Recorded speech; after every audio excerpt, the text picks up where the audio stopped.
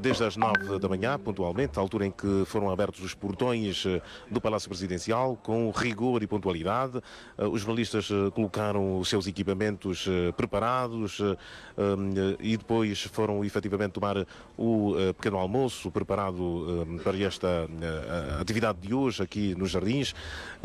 E agora, digamos, depois de troca de experiências, de trocas de conversas, estão então reunidas as condições para esta conferência de imprensa, esta coletiva de imprensa. Está então a acomodar-se o Presidente da República. Daqui a pouco vai dar então início a este João Manuel Gonçalves encontro Lourenço, com os Presidente da República de Angola. jornalistas. Caros Vamos ouvir o que diz o Secretário para a Comunicação Institucional e Imprensa do Chefe de Estado angolano. Aquela que vai ser a segunda entrevista coletiva do Sr. Presidente da República do seu mandato. A entrevista propriamente não terá uma declaração inicial do Sr. Presidente. Vamos fazê-la nos mesmos moldes que fizemos no dia 8 de janeiro passado. Há pouco tempo fizemos o nosso sorteio, será com base nesse sorteio que as perguntas serão colocadas. Vamos imediatamente passar à primeira pergunta, que cabe à Televisão Pública de Angola.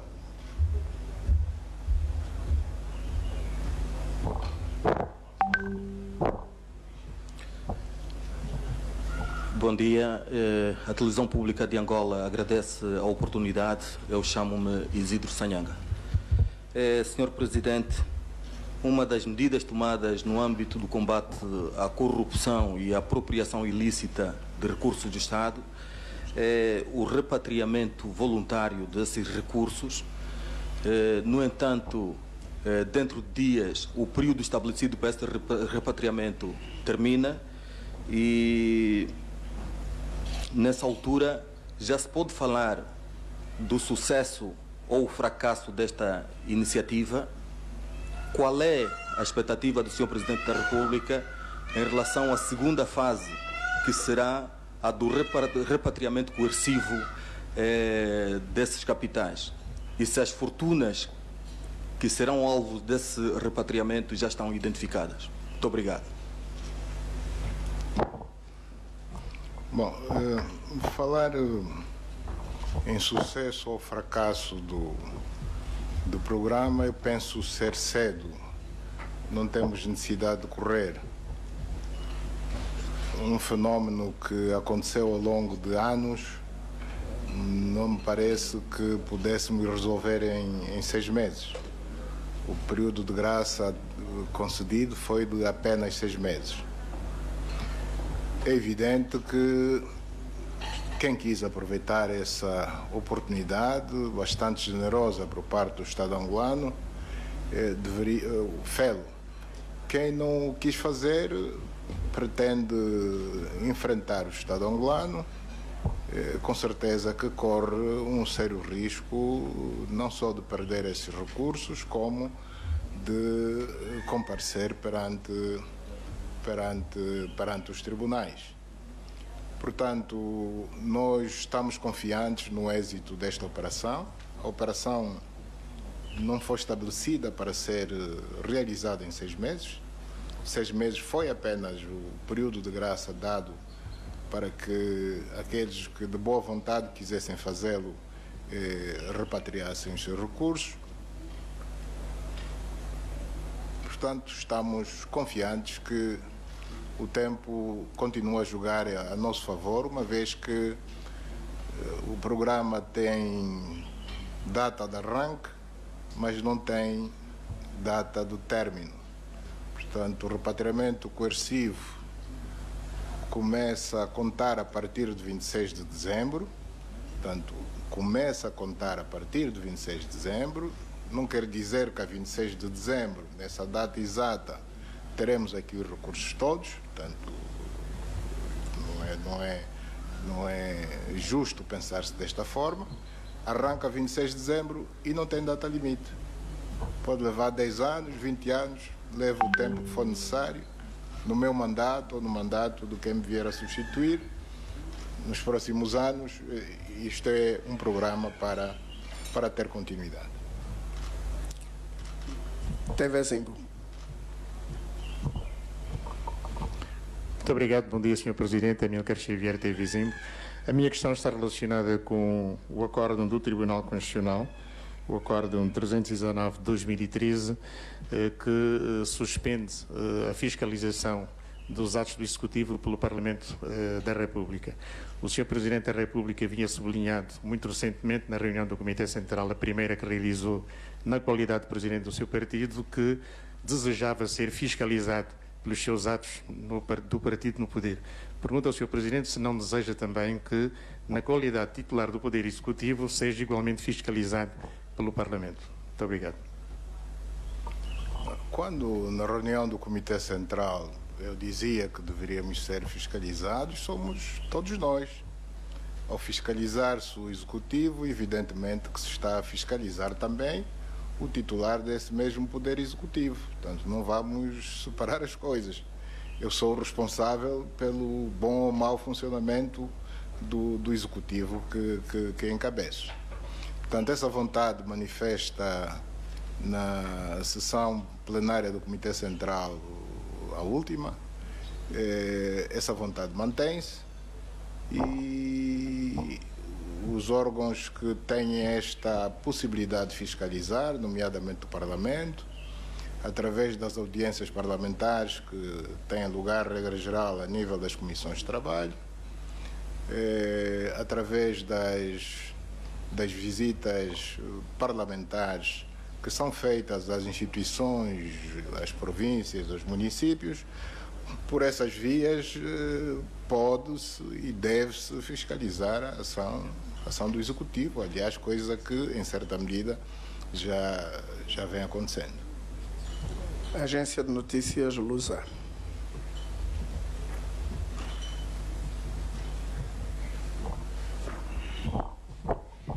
Bom dia, Sr. Presidente. José Sousa Dias, jornalista da Agência Lusa. Eu voltava um bocado ao início à pergunta, à primeira questão, tem a ver necessariamente com o repatriamento de capitais. Tem havido muita conversa, tem havido muitas declarações sobre o que de facto é o repatriamento de capitais, mas tem também existido um silêncio, um manto de silêncio sobre os montantes, o que é que já foi conquistado, o que é que já foi recuperado, números, valores. E, naturalmente, também gostaria de saber em que ponto é que está a situação do repatriamento de capitais com Portugal. Muito obrigado. Bom, quanto a dados estatísticos mais concretos, a seu devido tempo, o Banco Nacional de Angola, a entidade competente, vai prestando ao longo do tempo os esclarecimentos que se impuserem. Com relação a Portugal, dos encontros que tivemos, quer com o Presidente da República, Marcelo Rebelo de Sousa, quer com o Primeiro-Ministro, António Costa, recebemos a garantia de todo o apoio das autoridades portuguesas no sentido de se conseguir, na modalidade que se vier a acordar de forma mais específica, porque uma coisa são as declarações políticas, outra coisa é a forma de fazer. Portugal as autoridades portuguesas no geral vão prestar toda a colaboração possível para que Angola possa reaver aquilo que é seu. Diário O País.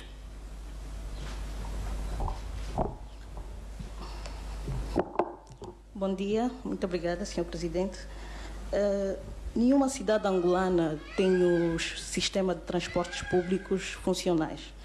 Pergunto qual seria a solução para que efetivamente os transportes públicos funcionassem como deve ser, se o Estado tem noção de quanto ganharia caso os transportes públicos funcionavam como deve ser e de quanto as famílias angolanas gastam em transportes públicos. Obrigada. O transporte público em Angola é problemático e com certeza que o Executivo está atento a isso. Portanto, o Ministério dos Transportes está a estudar as melhores formas de resolver a problemática do transporte público, sobretudo para as grandes cidades, Luanda e não só. Evidentemente que também neste domínio nós contamos com a intervenção do setor privado, há intenções de investimento privado neste domínio, sobretudo pretendendo investir em sistemas de monorail e outros equivalentes. Essas intenções de investimento estão a ser analisadas pela entidade competente, nesse caso a IPEX, e a seu devido tempo, portanto, penso que vamos começar a verificar o investimento real neste domínio, não só em Luanda, como nas outras grandes cidades. Ganhos. Evidentemente que quanto melhor organizado tivermos o transporte público, todos ganham. Ganham os cidadãos e ganha a economia nacional. Portanto, não vou falar em números, não vou dizer quanto é que vamos ganhar, mas que vamos ganhar, todos vamos ganhar. Ganhará o cidadão e ganhará a economia nacional. Chamo agora o representante do Novo Jornal.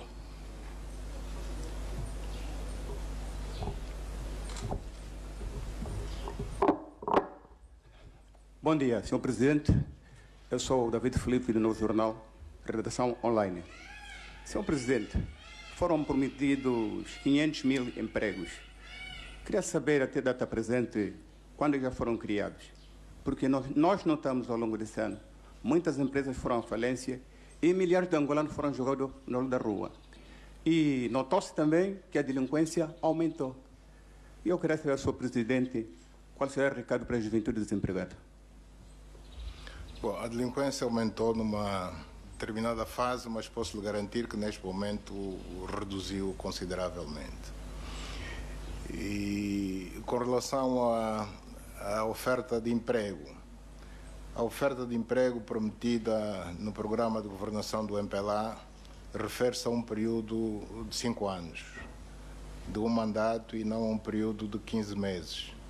Nós estamos a governar há escassos 15 meses. Não se pode esperar que aquilo que deve ser feito em 5 anos pudesse ter sido feito em apenas 15 meses. Tudo o que estamos a fazer na criação de um bom ambiente de negócios para que as empresas funcionem, que criem bens, criem serviços, produzam serviços e, consequentemente, emprego, é o esforço que está sendo feito no sentido de resolvermos, entre outros problemas, também o problema de emprego. Quando falamos na diversificação da economia, não só queremos aumentar a produção interna de bens e de serviços, queremos aumentar a exportação de bens, mas, ao mesmo tempo, com esta medida, pretendemos e estamos confiantes que vamos conseguir aumentar a oferta de empregos. Rádio Despertar. Obrigado, Sr. Presidente. Muito bom dia. Sou o Gonçalves Vieira, da Rádio Despertar. O Sr. Presidente tomou posse como titular do Poder Executivo há pouco mais de um ano e por aquilo que tem se constatado é que a condição social da população parece que piorou. E pelos contactos que nós temos feito, digo nós, a Rádio Despertar, a população não vislumbra num quadro breve para a solução de diversos problemas que a própria população enfrenta. E atualmente ainda verifica-se que os hospitais públicos continuam sem medicamentos nem materiais gastáveis, para além de outras dificuldades. E um dos estratos da nossa sociedade que diariamente também reclamam pelos seus direitos são os ex-militares inscritos na Caixa de Segurança Social das Forças Armadas Angolanas, que desde 2009 vêm reclamando pela reposição dos subsídios que, segundo dizem, foram retirados, foram cortados ao arrepio da lei pela direção da Caixa de Segurança Social. E eles também dizem que já escreveram várias vezes ao Sr. Presidente, mas até o momento não são respondidos e advogam mesmo que o Sr. Presidente domina o dossiê, porque durante muito tempo foi o Ministro da Defesa Nacional. A pergunta é a seguinte: quanto tempo mais estes homens poderão esperar pela solução dos seus problemas? Bom, em primeiro lugar, dizer que o senhor acaba de violar um acordo. O que está acordado é uma pergunta por órgão de comunicação social. O senhor acaba de fazer duas. De qualquer forma, eu vou lhe responder as duas. A apreciação de que a situação social do país está a piorar é relativamente certa, correta. Digo relativamente porque o bem-estar depende muito do volume de receitas que o Estado arrecada para poder fazer investimentos na área social. O senhor sabe quanto é que estava o preço do principal produto de exportação há uns anos atrás e quanto é que está hoje. Daí a razão de estarmos a trabalhar para a tal diversificação da nossa economia. E não se faz essa transição, sair de uma economia do petróleo para uma economia, digamos, do não petróleo, de um dia para o outro. Esse milagre não existe. Jesus Cristo já morreu há muitos anos. Situação dos hospitais. A situação dos hospitais não pode ser considerada ainda como boa. Não é boa. Mas devemos reconhecer que houve ou tem havido melhorias. Já não há tanta escassez de medicamentos como se diz. Os hospitais de Luanda, que são os principais, os maiores, o Hospital Américo Boa Vida, o Josida Machel, o Hospital de Oncologia, o Hospital Pediátrico, a Maternidade de Luanda, consulta as direções desses hospitais que lhe vão confirmar que de há 6 meses para cá o quadro nessas unidades hospitalares alterou de forma significativa. Que sejam eles a dizer e não o titular do Poder Executivo. Com relação à Caixa de Segurança Social, fala em militares ou ex-militares. Nós precisamos de separar as coisas. Só tem direito à Caixa de Segurança Social os oficiais reformados. Só esses beneficiam da Caixa de Segurança Social. Ex-militares que não tenham atingido qualquer grau de oficial e que, portanto, não podem estar reformados, são desmobilizados. Reformado é o oficial, o não oficial é desmobilizado. Os desmobilizados não são atendidos pela Caixa de Segurança Social. Nós conhecemos a pressão que a UNITA vem fazendo nos últimos anos, confundindo as coisas no sentido de que os desmobilizados também sejam atendidos pela Caixa de Segurança Social. Isso não é possível. Portanto, isso não vai acontecer. Há instituições próprias para atender os desmobilizados, que são uma classe de militares ou de ex-militares, para ser mais concreto. A Caixa de Segurança Social só atende oficiais na reforma. Voz da América. Muito bom dia, Sr. Presidente. Eu sou Manuel José, sou correspondente da Voz da América em Luanda. Eu vou aproveitar a deixa do Sr. Presidente ao responder o colega da Rádio Despertar, quando fala das instituições de saúde. Há um ditado que diz que a prática é o melhor critério da verdade. E o que noto na prática das elites angolanas, e incluo nessas elites Vossa Excelência, Presidente da República, há uma rejeição a roçar mesmo ao desprezo às instituições angolanas, sejam de saúde, de ensino, de turismo, enfim. Como? Quando estas elites, portanto, precisam da assistência médica, medicamentosa, é logo pegar um avião e ir posterior, ir à procura. No ensino, a mesma coisa. Os meninos, até os meninos, como não podem ficar muito tempo lá fora, usam as escolas consulares, exemplo a escola portuguesa aqui, quase todos os ministros têm lá os filhos.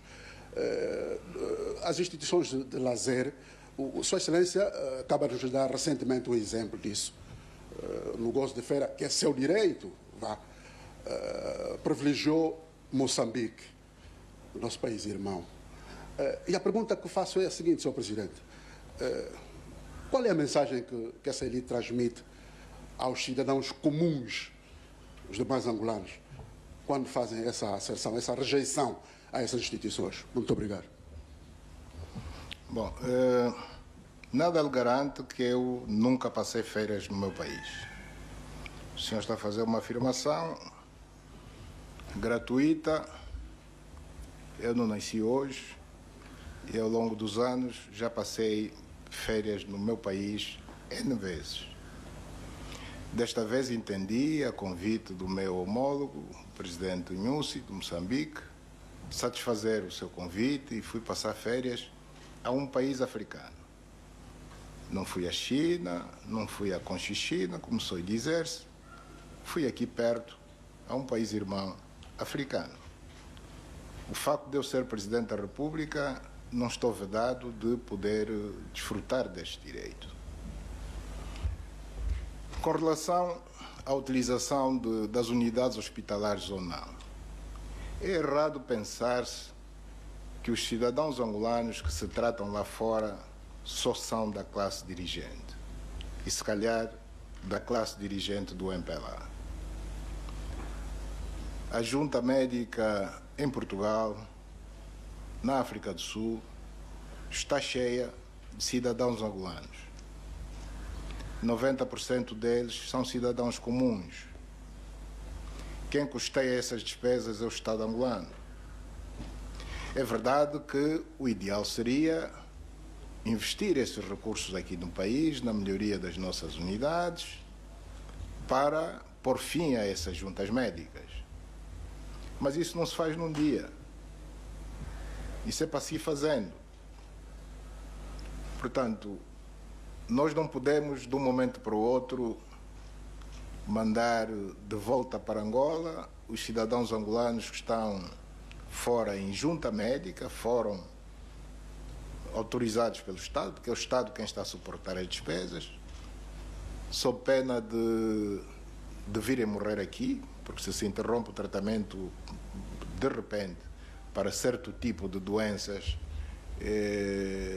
isso pode acontecer, e o Estado é um ente responsável, isso nós não vamos fazer, apenas para não sermos acusados de estar a mandar gente para fora, mas que fique claro que quem se trata lá fora não são só os governantes e muito menos os dirigentes políticos do MPLA.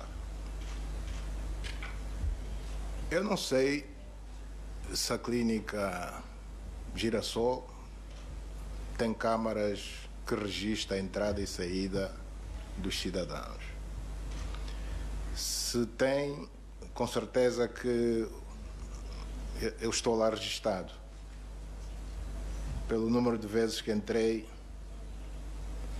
não só enquanto Ministro da Defesa, como até agora, já enquanto Chefe de Estado.